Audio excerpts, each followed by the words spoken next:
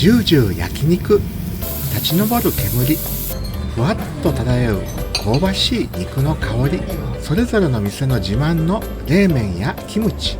昭和レシピチャンネル登録者数5万人突破を記念して1月10日メインチャンネルにて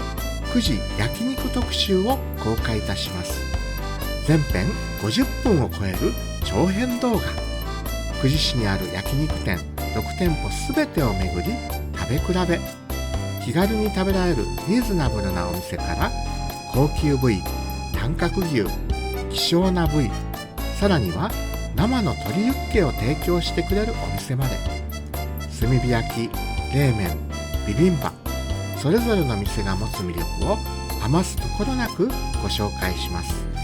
チャンネル登録、そして視聴予約をしてお待ちください。美味しいお肉を食べて元気になりましょう。それでは良いお年を。新年も昭和レシピチャンネル、このサブチャンネルとともにどうぞよろしくお願いいたします。ではまだナス、nos vemos。チャウチャウ。